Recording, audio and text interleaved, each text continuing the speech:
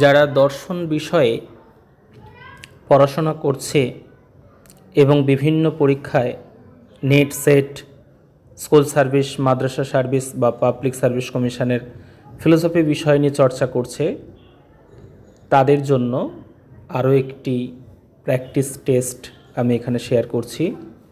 এখানে 20টি প্রশ্ন আছে, প্রত্যেকটি প্রশ্নের জন্য 2 পয়েন্টস করে। সেটের জন্য মাথায় রেখে এই প্রস্তুতি।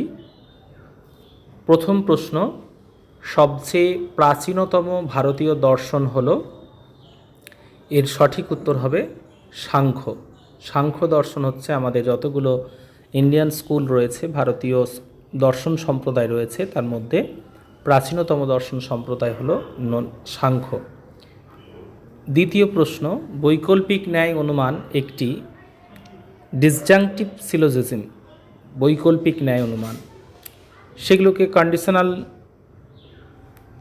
ক্যাটেগরিক্যাল অনুমান বলা হয়। যেহেতু বৈকল্পিক নিরপেক্ষ ন্যায়ের প্রধানাশ্রয় বাক্যটি একটি বৈকল্পিক বচন থাকে, সেটা একটি সাপেক্ষ বচন, এবং অপ্রধানাশ্রয় বাক্য ও সিদ্ধান্ত বাক্য একটি নিরপেক্ষ বচন, তাই অবশ্যই সেটা একটি সাপেক্ষ এবং ন্যায় অনুমান, সাপেক্ষ ন্যায় অনুমান হবে। মিশ্র ন্যায় অনুমান সেটাও হবে, কারণ এখানে মিশ্রভাবে থাকছে, দুরকম সাপেক্ষ বচনও থাকছে আবার নিরপেক্ষ বচনও থাকছে। মাধ্যম অনুমান তো বটেই, তাই সঠিক উত্তর হবে ওপরের সবগুলি। যে বাক্যে বলা হয় যে সমগ্র অমুক শ্রেণী তমুক শ্রেণীটির অন্তর্ভুক্ত বা বহির্ভুক্ত, যে বাক্যে বলা হয় সমগ্র অমুক শ্রেণী সমগ্র অমুক শ্রেণী তমুক শ্রেণীটির অন্তর্ভুক্ত বা বহির্ভুক্ত, এটা সার্বিক বাক্য হবে। সার্বিক বাক্য অবশ্যই সার্বিক বাক্যই হবে। এখানে অন্তর্ভুক্ত বা বহির্ভুক্ত বলা আছে, কারণ আমরা জানি সামান্য বচনের উদ্দেশ্য পদ হচ্ছে সমগ্র, তার ব্যক্তার্থকে গ্রহণ করা হয় এবং এ বচনে সেটা অন্তর্ভুক্ত করা হয়, আর ই বচনে সেটাকে বহির্ভুক্ত করা হয়। তাহলে এটা উত্তর হবে সার্বিক বাক্য। নিচের কোন বাক্যগুলি অভাববাচক বাক্য? নিচে যে বাক্যগুলো আছে অভাববাচক, অর্থাৎ নেগেটিভ যে সেন্টেন্স, আমরা দেখতে পাচ্ছি যে কোনো বৃত্ত নয় চতুর্ভুজ, এটা অভাববাচক। কোনো মানুষ নয় কৃপণ, এটা অভাববাচক। কবিরা বস্তুবাদী হয় না, এটা অভাববাচক। ওপরের সবগুলি হবে। খুব সহজ সহজ প্রশ্ন, যেহেতু এটা প্রথম টেস্ট দিয়ে শুরু করছি নেট সেটের প্রিপারেশনের জন্য, তাই সহজ প্রশ্ন সেট দিয়ে শুরু করলাম। আস্তে আস্তে আমরা আরও কঠিন প্রশ্নের দিকে আমরা সেট করার চেষ্টা করব। যদি কেউ সঙ্গে থাকে তারা অবশ্যই আস্তে আস্তে উপকৃত হবে, তবে অবশ্যই তারা সমস্ত ভিডিও পেতে গেলে তাদেরকে চ্যানেলটা সাবস্ক্রাইব করে নিতে হবে। দুটি বাক্যের বিরূপতার প্রধান শর্ত হলো, বিরূপতা মানে অপোজিশন অফ প্রপোজিশন, বচনের বিরোধিতা, তার দুটি শর্ত আছে। বাক্য দুটির গুণের পার্থক্য থাকবে, বাক্য দুটির পরিমাণের পার্থক্য থাকবে, বাক্য দুটি উদ্দেশ্য বিধেয় অভিন্ন হবে। অর্থাৎ যে দুটি বাক্যের মধ্যে বিরোধিতার সম্পর্ক থাকবে তাদের মধ্যে প্রধান শর্ত কিন্তু এগুলো সবই উদ্দেশ্য বিধেয় এক হবে, এটা কিন্তু হচ্ছে প্রধান শর্ত। আর তারপরেগুলো গুণের পার্থক্য, পরিমাণের পার্থক্য থাকবে, এগুলো মানে প্রধান শর্ত না, এগুলো শর্ত। মানে ওই পার্থক্য থাকলে তার মধ্যে আমি তখন বিরোধিতা নির্ণয় করে ফেলতে পারবো, কিন্তু মেইন কন্ডিশন, প্রধান কন্ডিশন, অর্থাৎ বলা যেতে পারে one and only main condition of two proposition for opposition of proposition ক্ষেত্রে আমরা অবশ্যই বলবো বাক্য দুটির উদ্দেশ্য বিধেয় অভিন্ন হবে, এটা হবে। গুণের পার্থক্য থাকলে তখন সেখানে একরকম বিরোধিতার সম্পর্ক হবে, পরিমাণের পার্থক্য থাকলে বিরোধিতার সম্পর্ক হবে, গুণ ও পরিমাণ উভয় পার্থক্য থাকলে একরকম বিরোধিতার সম্পর্ক তৈরি হবে। কিন্তু বাক্য দুটির উদ্দেশ্য ও বিধেয় অভিন্ন হবে, এটা হচ্ছে প্রাইমারি কন্ডিশন, বচনের বিরোধিতার প্রাথমিক শর্ত। ঋগ্বেদে মায়া কি? ঋগ্বেদেকে মায়াকে বলা হয়েছে শক্তি। ঋগ্বেদে মায়াকে বলা হয়েছে শক্তি। হায়েস্ট স্টেজ অফ আত্মান, আমরা জানি আত্মার 4টি স্তর আছে, 4 স্টেজেস অফ আত্মান। সেখানে ফার্স্ট স্টেজ হচ্ছে জাগ্রত, সেকেন্ড হচ্ছে স্বপ্ন, তারপরে সুষুপ্তি, আর হাইয়েস্ট স্টেজ অফ আত্মান ইজ তুরীয়। অবশ্যই এর উত্তর হবে তুরীয়। আত্মা সম্পর্কিত চার্বাকদের মত কোনটি? আত্মা সম্পর্কিত চার্বাকদের মত দেহাত্মবাদ বলা হয়, ভূত চৈতন্যবাদ, ভূত চতুষ্টয়বাদ, উপরের সবগুলি, এগুলো সবই হবে উত্তর। ল অফ সাফিসিয়েন্ট রিজন, পর্যাপ্ত যুক্তির নীতি কে প্রবর্তন করেন? এই প্রশ্নের উত্তর রিসেন্ট যারা স্কুল সার্ভিস কমিশন পরীক্ষার জন্য প্রস্তুতি নিয়েছে তারা সবাই জানে যে এটা লাইবনিজ হবে সঠিক উত্তর। লাইবনিজ এছাড়াও আরও কিছু কিছু মেটাফিজিক্যাল রুলসের কথা বলেছেন, আধিবিদ্যক নিয়মের কথা বলেছেন, হ্যাঁ, যেমন অভিন্নতা ভিন্নতার নিয়ম, তারপরে হচ্ছে তোমার প্রি এস্টাবলিশড হারমোনি, হ্যাঁ, এইরকম কিছু কিছু মানে অধিবিদ্যক নিয়মের কথা তার দর্শনে আমরা পাই। নিচের কোনটি সঠিক? একটু ভালো করে লক্ষ্য করতে হবে। আবর্তনীয় ও আবর্তিত বচনের গুণ অভিন্ন হবে না। আবর্তনীয় ও আবর্তিত, এই বচনের আবর্তন কি হয়? আই বচন হয়। তাদের গুণ কি থাকে? একই থাকে, দুটোই হচ্ছে সদর্থক। কিন্তু এখানে কি বলছে? অভিন্ন হবে না। অভিন্ন হবে না মানে ভিন্ন হবে, এটা তো সঠিক নয়। নেক্সট, আবর্তনীয় উদ্দেশ্যের বিধেয়ের বিরুদ্ধ পদ আবর্তিতের বিধেয় হবে। আবর্তনের ক্ষেত্রে বিরুদ্ধ পদের কথাটাই নেই। আবর্তনের ক্ষেত্রে উদ্দেশ্য বিধেয় হয়, বিধেয় উদ্দেশ্য হয়, কিন্তু বিরুদ্ধ পদ কথাটা আবর্তনের ক্ষেত্রে প্রযোজ্য নয়। তাহলে বি অপশানটাও হলো না। আবর্তনীয় ও আবর্তিতের উদ্দেশ্যপদ অভিন্ন হবে। উদ্দেশ্যপদ এক কখনই হয় না, উদ্দেশ্যটা বিধেয় হয়ে যায়, বিধেয়টা উদ্দেশ্য হয়ে যায়, এটাও হলো না। আবর্তনীয়ের অব্যাপ্য পদ আবর্তিতে ব্যাপ্য হবে না, এটা হচ্ছে আবর্তনের চতুর্থ নিয়ম। অর্থাৎ আশ্রয় বাক্যের যে পদ অব্যাপ্য, সিদ্ধান্তে সেই পদ ব্যাপ্য হবে না। অর্থাৎ ডি অপশানটা সঠিক হলো। কালেকশন অফ মন্ত্রস আর কল্ড, মন্ত্রের যে সমষ্টি, মন্ত্র সমষ্টিকে কি বলা হয়? এটা একেবারে ইন্ডিয়ান ফিলোসফির গোড়ার প্রশ্ন। মন্ত্রের সমষ্টিকে বলা হয় সংহিতা। আমরা জানি বেদের চারটি ভাগ, একটা হচ্ছে মন্ত্র, এবং কালেকশন অফ মন্ত্রকে সংহিতা বলা হয়। সেই সংহিতা বা মন্ত্র ব্রাহ্মণ, আরণ্যক, উপনিষদ। উপনিষদ হচ্ছে বেদের অন্তিম ভাগ, সেই জন্য উপনিষদকে বেদান্ত বলা হয়, বেদের লাস্ট ভাগ। নিচের কোন প্রকার দুঃখের কথা ভারতীয় দর্শনে উল্লেখ আছে? আধ্যাত্মিক দুঃখ, আদিভৌতিক দুঃখ, আদিদৈবিক দুঃখ, উপরের তিনটি। অবশ্যই আমরা জানি ভারতীয় দর্শন পড়তে গেলে প্রথমেই এই ত্রিবিধ দুঃখের সঙ্গে পরিচয় হতে হয়, কারণ ভারতীয় দর্শন হচ্ছে একেবারে মোক্ষ শাস্ত্রের কথা বলা হয়। মোক্ষের কথা বলতে গেলেই দুঃখের প্রসঙ্গ আসবে। দুঃখের আত্যন্তিক নিবৃত্তিকে মোক্ষ বলা হয়েছে। তাই সেই দুঃখ কী এবং দুঃখের শ্রেণীবিভাগে তিন প্রকারের দুঃখের কথা বলা হয়েছে। অর্থাৎ সঠিক উত্তর হবে উপরের তিনটি। নিচের কোনটি সঠিক নয়? সঠিক নয় বলা হয়েছে, এইগুলো অনেক সময় অনেকের ক্ষেত্রে গোলমাল হয়ে যায়, যে সঠিক দেখে উত্তর দিয়েছে, দেখা যাচ্ছে সঠিক নয় আছে প্রশ্নে।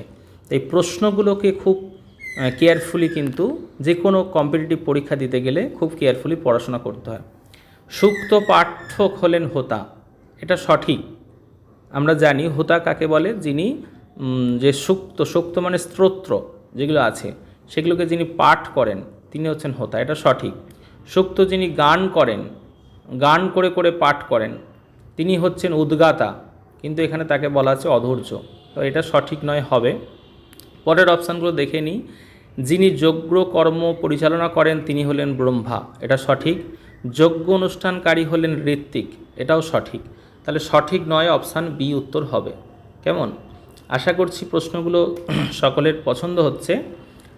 যারা দেখছো এই ভিডিওটা, প্রত্যেককেই বলবো যে তোমরা যদি কেউ নেট সেটের প্রস্তুতি নিতে চাও তাহলে অবশ্যই যোগাযোগ করবে। আমি রিসেন্ট নেট সেটের জন্য প্রস্তুতি মানে অনলাইন গাইডেন্স শুরু করেছি, এবং তোমরা অবশ্যই সেখানে নিজেরা প্রত্যেক সপ্তাহে একটা দুটো করে টেস্ট দিতে পারবে, এবং প্রত্যেকটা টপিক ওয়াইজ কনসেপ্ট ক্লিয়ার করা হবে, এবং টপিক ওয়াইজ কিছু পিডিএফ শর্ট লাইন দেওয়া হবে।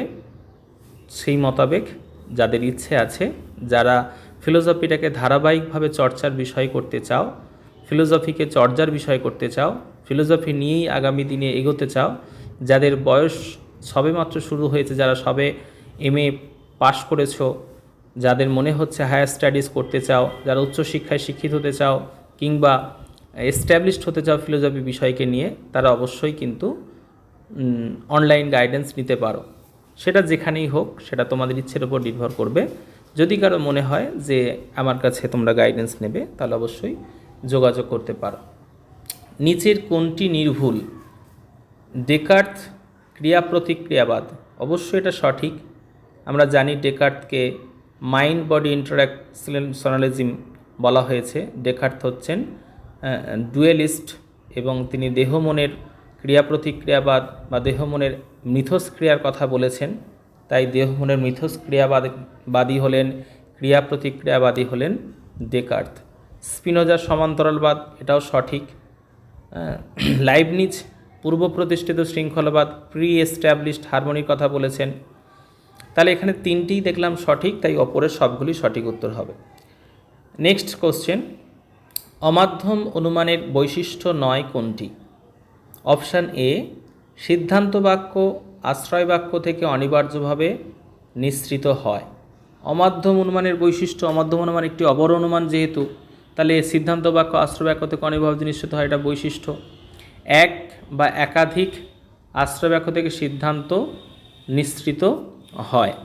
এক বা একাধিক আশ্রয় বাক্য থেকে সিদ্ধান্ত নিঃসৃত হয়, এই কথাটা ঠিক নয়। একটি আশ্রয় বাক্য থেকেই সিদ্ধান্ত নিঃসৃত হয় অমাধ্যম অনুমানের ক্ষেত্রে, যেটা ইমিডিয়েট যে ইনফারেন্সের কথা বলা আছে, সেখানে একাধিক আশ্রয় বাক্য থাকে না, এটা বৈশিষ্ট্য নয়। নেক্সট বলা হয়েছে আশ্রয় বাক্য থেকে সিদ্ধান্ত বাক্য ব্যাপক হয় না, এটা ঠিক আছে, কিন্তু বি অপশানটা ঠিক নেই। শ্রীমদ্ ভগবদ্ গীতায় অধ্যায় সংখ্যা হলো 18টি। ভগবদ্গীতা কিন্তু আন্ডার গ্র্যাজুয়েটে অনেক কলেজেই পড়ানো হয়, সেখানে তারা অবশ্যই তোমরা জানো যে সেখানে মোট 18টি অধ্যায়ের কথা বলা আছে। এছাড়াও মানে দর্শনের বাইরেও অনেকে যারা ভগবদ্গীতা পড়েন তারাও কিন্তু জানেন যে শ্রীমদ্ ভগবদ্গীতায় 18টি অধ্যায় আছে। নিচের কোনটি সত্য? সঠিক। লাইবনিজের দ্রব্য হলো চৈতন্যযুক্ত পরমাণু, চিৎ পরমাণুর কথা বলেছেন, চৈতন্য মানে চিৎ, সঠিক। স্পিনোজার দ্রব্য হলো প্রকৃতি বা ঈশ্বর, এটাও সঠিক। ডেকার্তের দ্রব্য হলো ঈশ্বর, দেহ ও মন, এটাও সঠিক। ওপরের সবগুলি হবে সঠিক উত্তর। দ্রব্য সম্পর্কে এখানে আমরা তিনজনের মত পেয়ে গেলাম। অবশ্যই এটা খুব সহজ একটি প্রশ্ন। যজ্ঞের দক্ষিণা, আমরা জানি হিন্দু দর্শনে বা ভারতীয় দর্শনে যে স্যাক্রিফাইসের কথা বলা আছে, স্যাক্রিফাইসকেই ইংরেজিতে বাংলায় যজ্ঞ বলা হয়। সেই যজ্ঞ অনুষ্ঠান যে করা হয় সেখানে দক্ষিণা কি দেওয়া হয়? যিনি যজমান থাকেন সেই দক্ষিণার কথা বলা আছে বৈদিক শাস্ত্র অনুসারে তপ, দান, সরলতা, সত্য বচন, এগুলোই হচ্ছে দক্ষিণা। অপশান ডি হচ্ছে সঠিক উত্তর। অনুবিষমতার ক্ষেত্রে, অনুবিষমতা মানে হচ্ছে কোনটা? অনুবিষমতা হচ্ছে আমরা জানি অধীন বিপরীত বিরোধিতা। এই অনুবিষমতার ক্ষেত্রে দুটি বচন একসঙ্গে মিথ্যা হতে পারে না, এটাই হচ্ছে সঠিক। একটি সত্য হলে অপরটি আপত্তিক হয়, এটা নয়। একটি মিথ্যা হলে অপরটি সত্য হয়, একটি সত্য হলে অপরটি আপত্তিক হয়, এটাও সত্য। একটি মিথ্যা হলে অপরটি সত্য, এটাও সত্য। উপরের সবগুলি সত্য হবে। অধীন বিপরীত বিরোধিতার একটি মাত্র নিয়ম আছে, দুটি বচন একসঙ্গে মিথ্যা হতে পারে না, তাহলে সেইটা হিসাবে এ অপশান হচ্ছে। কিন্তু পরেরগুলো দেখতে হবে। সেখানে বলা আছে একটি সত্য হলে কী হবে, অপরটি দুটি বচন একসঙ্গে মিথ্যা হতে পারে না বলা আছে। যদি একটি বচন সত্য হয়, একটি মিথ্যা হলে অপরটি সত্য হবে, কিন্তু একটি সত্য হলে অপরটি আপত্তিক হবে। তাহলে বি অপশানটা হচ্ছে, সি অপশানটা হচ্ছে, তাহলে ওপরের সবগুলি হচ্ছে সঠিক উত্তর হবে। নিচের কোন মতটি ভুল? নিচের কোন মতটি ভুল আছে মানে সঠিক নয়? লকের মতে সহজাত ধারণা নেই, এটা সঠিক। লক সহজাত ধারণাকে খণ্ডন করেছেন, ইননেট আইডিয়াসকে রিজেক্ট করেছেন লক। ডেকার্তের মতে কোনো ধারণা হয় সহজাত, এটাও সঠিক। কারণ ডেকার্তের মতে ধারণা কয় প্রকার? ধারণা হচ্ছে 3 প্রকার। কৃত্রিম ধারণা, আগন্তুক ধারণা এবং সহজাত ধারণা। তাহলে কিছু কিছু ধারণা হয় সহজাত, ডেকার্তের মতে উক্তিটি সত্য। লাইবনিজের মতে সকল ধারণাই সহজাত, এটাও কিন্তু সঠিক। লাইবনিজ একমাত্র তিনি কিন্তু সমস্ত ধারণা আমাদের বলেছেন সহজাত। তাহলে এখানে কোনোর মতটাই ভুল পেলাম না, তাহলে সঠিক অপশান হবে কোনোটিই নয়। এই ছিল আজকের মোট 20টি প্রশ্ন। আবারও বলছি, এই রকম প্রশ্নের উত্তর আমি মাঝে মধ্যে ইউটিউবে শেয়ার করব, কিন্তু রেগুলার এই রকম প্রশ্নের সেট থাকবে যেটা নিজেরা পরীক্ষা দিয়ে নিজেদেরকে ইমপ্রুভ করতে পারবে এবং কনসেপ্ট ক্লিয়ার, তার সঙ্গে পিডিএফ শেয়ার থাকবে। যদি কেউ নেট সেটের প্রিপারেশান নিতে চাও এবং ফর্ম ফিল আপ করে থাকো, যারা প্রস্তুতি নিতে চাইছো, তারা যোগাযোগ করতে পারো অবশ্যই।